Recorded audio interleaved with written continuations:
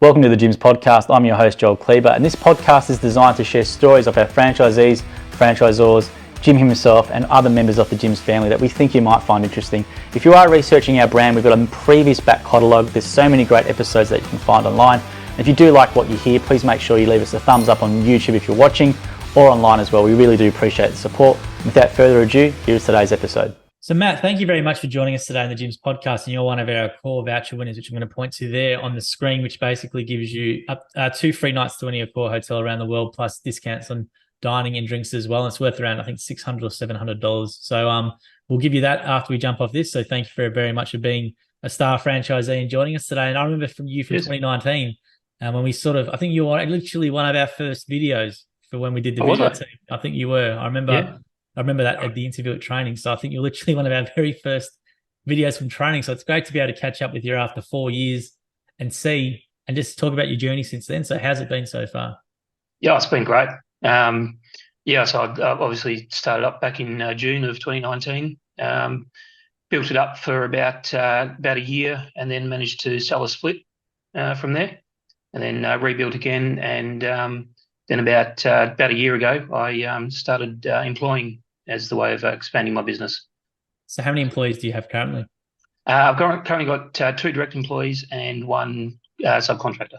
And that's great. So how do you manage that in your business? Do you train them fully yourself first, or how does that all work? Yes. So the subcontractor trained fully did the normal grooming training with her, and then my 2 employees, when they first started, I just trained them up to do dog washing and de-sheds, and then after about 3 months, then started doing the grooming training from there. Now, did you think that was possible when you started back in 2019? When you come back from Gym Scoop training at I remember meeting you there at the where everyone has all their food. So could you? Has it met up to what you thought it was going to be? Oh, it's exceeded it, definitely. I never really considered employing people. For me, when I first started, it was about working for myself and starting my career or business journey from there. Didn't really know where I was going to go with it, but it's just gyms has just provided so many different avenues to be able to grow and expand. So and what were you doing prior to the training back in 2019, Matt? I worked for a seafood company, so it was a office-based role. I was the operations manager. Did a lot of purchasing and logistics side of things, and it was working near the CBD area. And I live about 50 k's out of Divers down south, right? Yeah, near Mandurah and stuff, is it? Yeah, not like Mandurah, but not far from it. Yeah. And so I was just sort of getting sick of driving up and down the freeway every day, spending about 2.5-3 hours in the car every day. And this sort of popped up, and now I am 4 years later. So. Do you remember what the first couple of weeks were like when you've been in employment for so long, going into your own business? Like, what was the emotions like, and do you remember those first couple of weeks? I guess it was a little bit scary, not knowing where I was going to be going. Like you said, it was a paycheck was what I was used to, that every week I'd be guaranteed to get my money in the bank, and now I had to actually work for it. It didn't really take long to settle into that sort of the swing of that, and it was only a few months, and I was earning a decent wage already, and plus I had the pay for work guarantee on top of that as well. So, and I think I only used the pay for work guarantee for the first month. Then after that, I was up to the full speed of it. So, yeah, because you really started at the growth. I know when Sharon got involved, that's when the sort of division really started taking off. So you're right almost in the early days of when the division, how it's developed. So how have you seen the division develop since back when you started in 2019? It's a tough question. I guess the community side of things is what I've seen a lot of, where we're not just our own little business. We are Jim's Dog Wash. We call ourselves Team Red, and we're a team that we're always there to help each other. We've got the group chats nationally and within our state as well, and just being able to when someone needs some help, they'll jump on the group chat and say, "Oh, what do I do here?" And you can just go and give a bit of advice and help them out. And I like that. Yeah, that we have each other's back. And in the community, you do some events and stuff. I've seen you do giveaways and some events. Do you want to talk about what you do for your business in your local area? So over the journey, I've done a few different things. In the earlier days, I used to do a once a month. Myself and one of the other franchises, we used to go down to one of the it was like a community store, we like a Good Sammy's type store, and we do free dog washes for people that are sort of doing it tough and can't really afford to get their dogs washed. So once a month we go down there, just do I think it was about 3 or 4 hours in the day, and wash as many dogs as we could. So that was one of the good things that I really enjoyed doing. Unfortunately, when COVID hit, that sort of got shut down, and never really got back into that one. Yep. But I do a lot of community sponsorship as well. So junior football club. I used to be heavily involved in the local junior footy club. So I do a bit of sponsorship with them with quiz nights and stuff like that as well. And just some local dog fostering groups that they foster dogs. So I've donated to them for fundraising. And are you on the tools full time at the moment? So as of about 2 weeks ago, I went down to 4 days a week. Yep. So it's still basically full time, but so I'm doing do a Monday to Thursday 1 week, and then a Tuesday to Friday the next, and so I get a 4-day weekend every second weekend. That's great. And what do you use for that spare day? What do you get up to in the spare time? So one of the over my 4-day weekend, one of the days I do spend about half a day doing paperwork and bookkeeping type stuff, and then it's I think last Friday that I had off, we went out to lunch with my partner, and just things that you can't do when you're working in the trailer full time. And how's the lifestyle been then with your partner in regards to what you're doing? You find yourself, you're overall, you don't have that stress of driving every day, so you're just overall more happy, or how's that change been for your life? Yeah.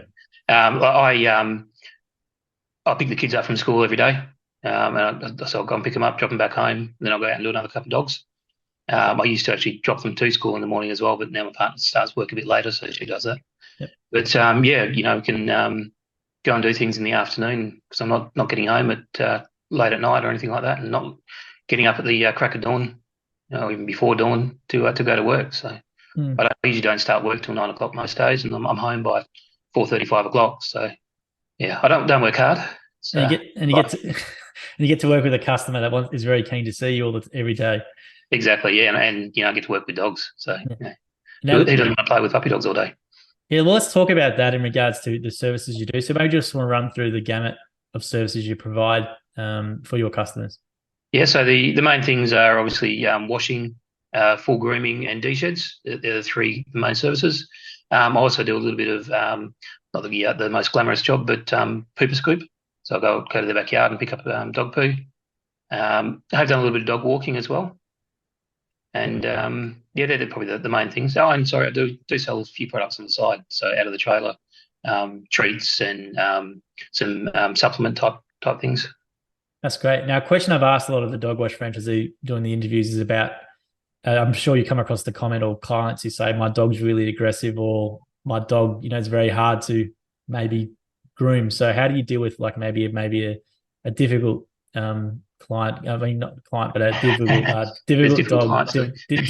a difficult, let's say, a dog that you might come across? Really, the main thing is you've got to be assertive with them. So you don't need to be rough and then throw them around the trailer or anything like that. But letting them know that you're in charge, they tend to they respect the hierarchy, and most of the time, if they realise that you're the boss, they'll comply straight away. So it's a matter of just being confident that you are the one in charge and that the trailer is your domain.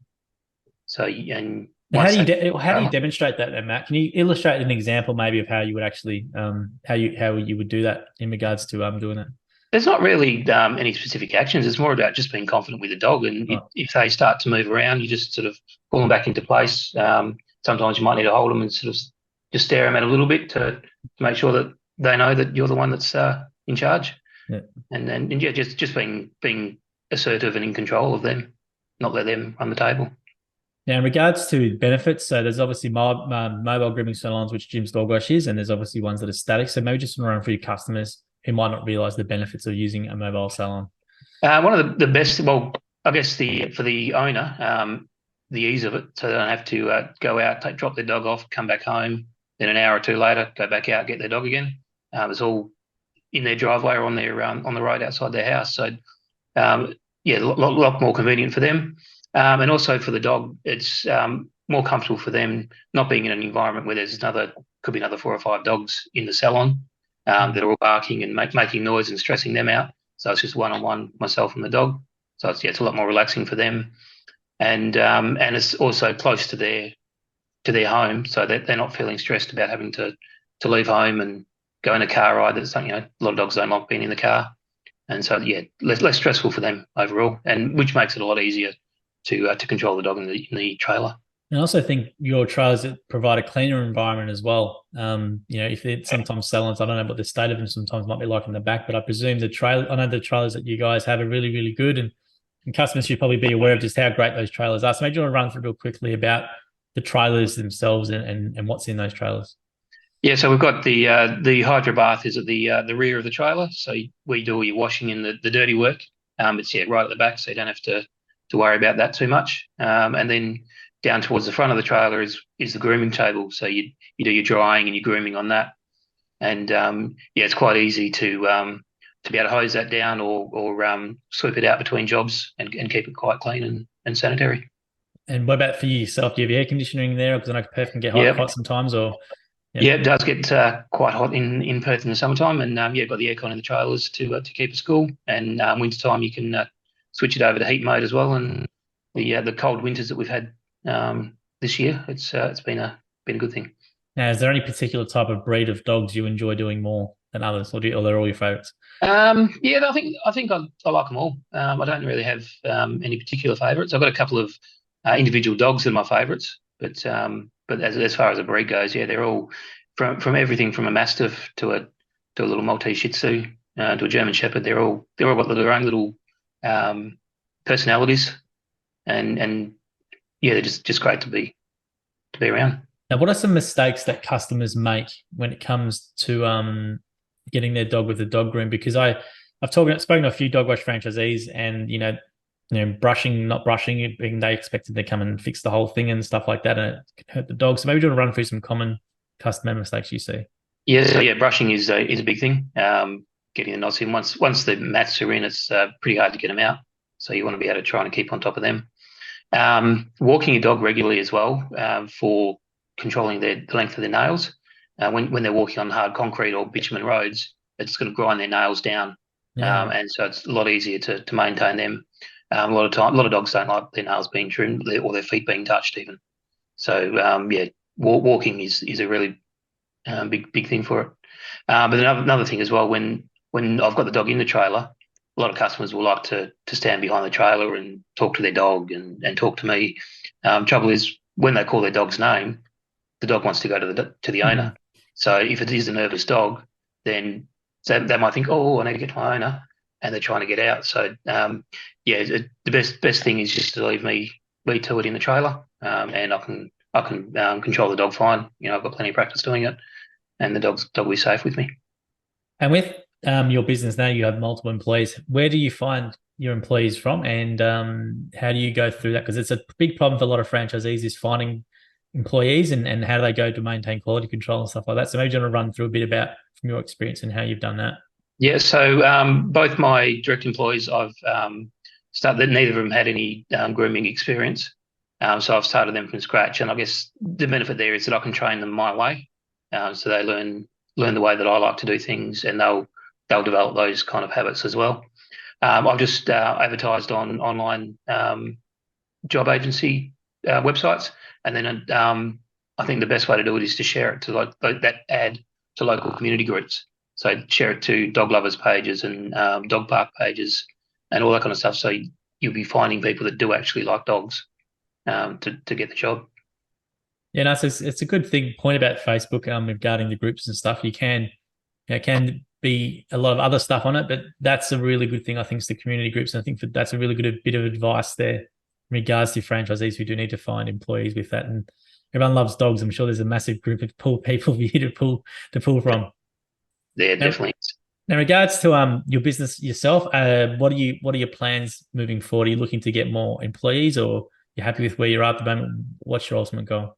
Yeah, so I guess my 5-year plan that I'm partway through is to probably get to the point where I can have enough employees that I can step out of the trailer completely, and then I'll manage those employees and grow the business through them.